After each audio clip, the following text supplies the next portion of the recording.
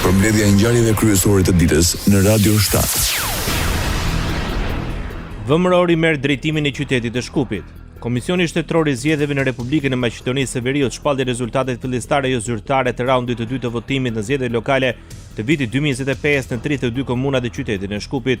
Në raundin e dytë të zgjedhjeve në qytetin e Shkupit, 93.000 votues votuan për kandidatin e VMRO-DPMNE-s dhe koalicionit Orçe Gjorgjevski, ndërsa rreth 60.000 votues ose rreth 36% e votave shkuan për kandidatin e së-majtës Amar Meçinović. Kryetari i Komisionit Shtetëror të Zgjedhjeve, Boris Kondarko, informoi se nga rreth 98% e vendvotimeve të përpunuara në raundin e dytë gjithsej 415.000 vota ose rreth 41.76% votuan në nivel kombëtar.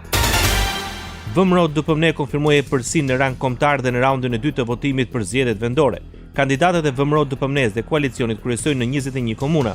Kandidatët e koalicionit vlen në 4 komuna, LSDM me koalicionin e saj në 3 komuna dhe kandidatët e Lëvizjes NAM dhe Unionit Rom në nga 1 komunë secili. Në Bogovin, nga 100% e të dhënave të përpunuara, Fetia Bazi nga koalicioni vlen mori 6.300 vota, ndërsa Besnik Emshi mori rreth 5.000 vota.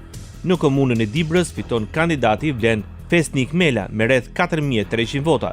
Në komunën e Dollnenit fitoi Blerim Islami nga koalicioni vlen. Në komunën e Kërçovës, kandidati VMRO-DPMNE-s Aleksandr Jovanovski fitoi përballë rivalit nga AKI Fatmir Dehari, ndërsa kandidati i opozitës shqiptare Ejupa Bazi ka mposhtur kandidatin e pavarur Azem Sadikun të përkrahur nga vlen në komunën e Studeniçanit. Në komunën e Bërvënicës fitoi kandidati VMRO-s Jovica Ilievski me 4.300 vota përballë kandidatit shqiptar Hajqim Ramadani nga koalicioni vlen. Kandidati për kryetar i komunës së Bërvënicës, Hajqim Ramadani ka kërkuar takim të menjëhershëm me përfaqësuesit ndërkombëtar në lidhje me procesin zgjedhor në këtë komunë.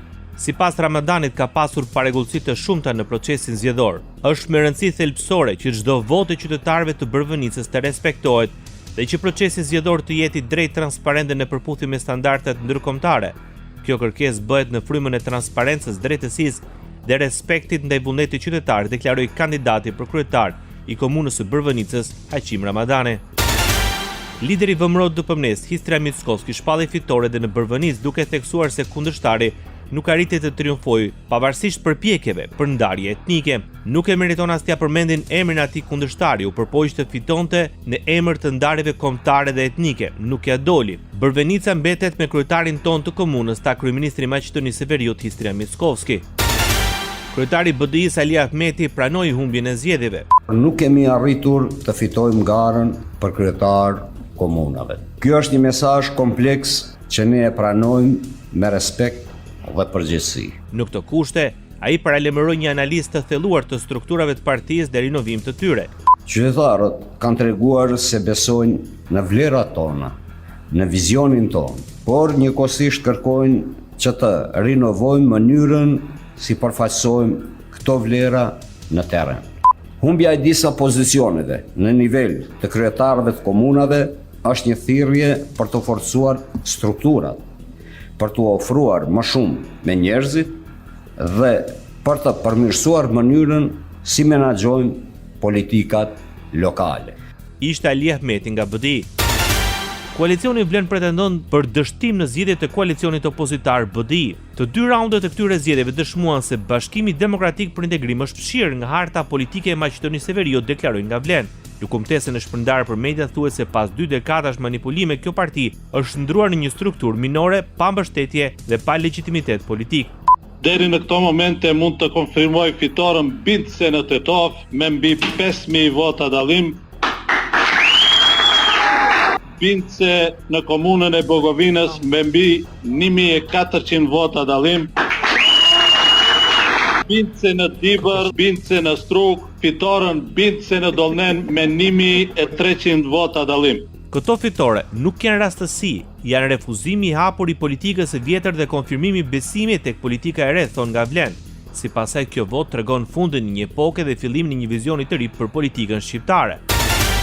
Koalicioni i udhëhequr nga VMRO-DPMNE sipas të rezultateve në të dy raundet e zgjedhjeve lokale do të ketë kryetar komunash në Shkup dhe në 54 komuna të tjera. E dyta për nga numri i komunave të fituar është koalicioni Vlen me 9 kryetar komunash. Koalicioni LSDM-s do drejtojë 6 komuna.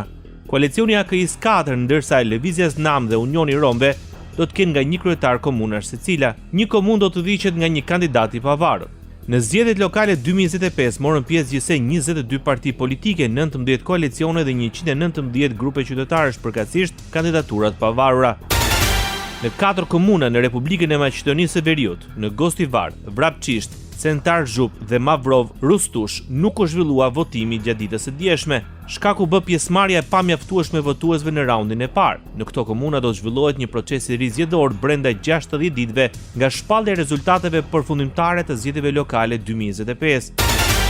3 deputet në Republikën e Maqedonisë së Veriut janë gati për të hequr dorë nga mandati pas përfundimit të raundit të dytë të zgjedhjeve vendore. Në Kuvendin e Republikës së Maqedonisë së Veriut janë paraqitur njoftime për ndërprerjen e mandateve të Micevskit, Trajkovskës dhe Prodanovskit nga funksioni i deputetit. Këto njoftime vijnë pas zgjedhjes së 3 deputetëve të VMRO DPMNE si kryetar komunash në Sopisht, Kiselvo dhe Prilep. Radio 7, zëri pozitiv i qytetit.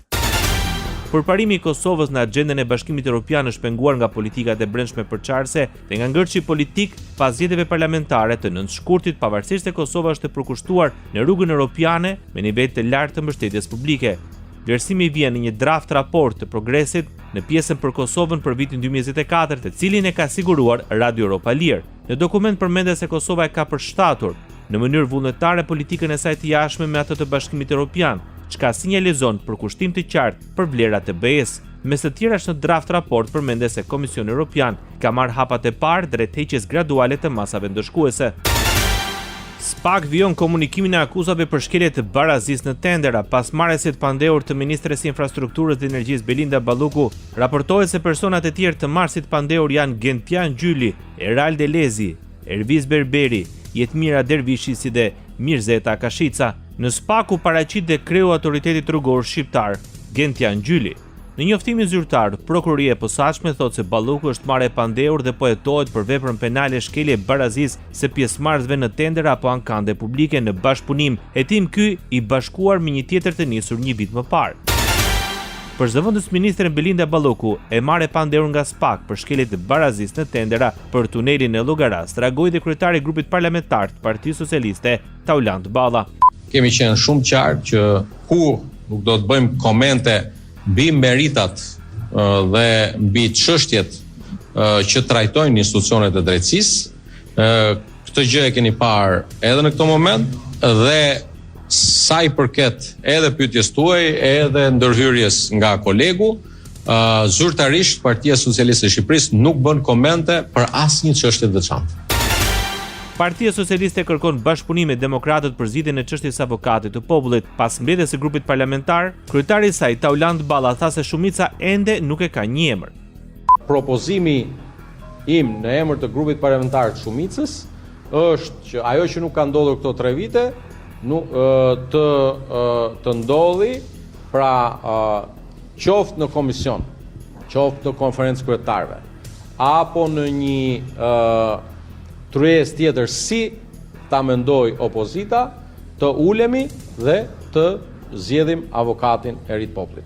Kandidatura për avokat populli duhet të përmbushi kriteret që u thash dhe t'i japi këtij institucioni kredibilitetin institucional që i takon. Nga kandidatura pritet të përmbush kriteret dhe t'i japi institucionit kredibilitetin që i takon.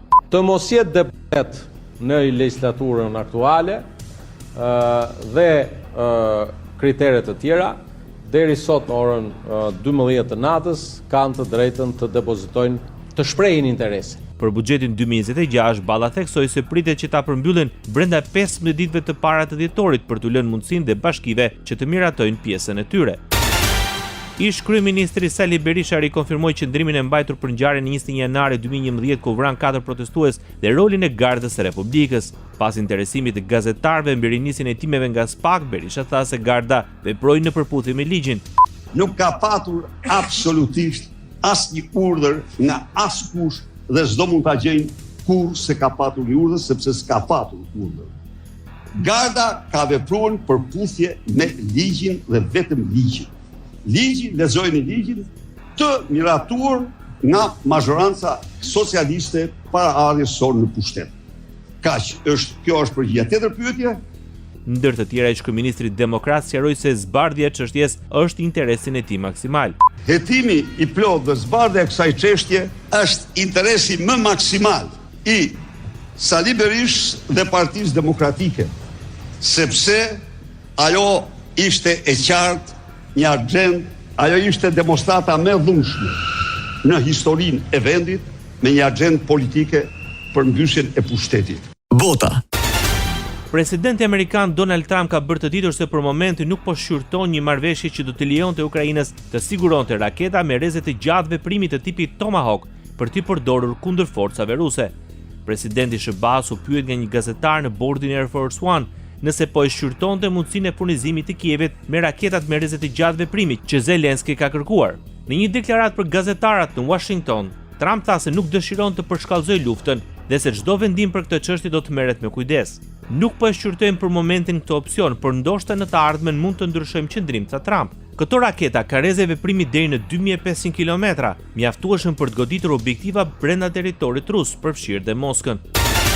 Sekretari i përgjithshëm i NATO-s, Mark Rutte, tha se çështja e raketave Tomahawk mbetet në shqyrtim. Kjo është një çështje që duhet të vendoset nga Shtetet e Bashkuara. NATO po e ndjek me kujdes këtë zhvillim, tha Mark Rutte. Presidenti i Ukrainës Volodymyr Zelenski ka përsëritur kërkesën që vendi i tij të pajiset me armë të avancuara për të përballur me ofensivën ruse. Nga ana tjetër, Kremlini ka paralajmëruar se çdo furnizim i Ukrainës me raketa Tomahawk do të përbënte, siç e kanë quajtur, një nivel të ri të përshkallëzimit.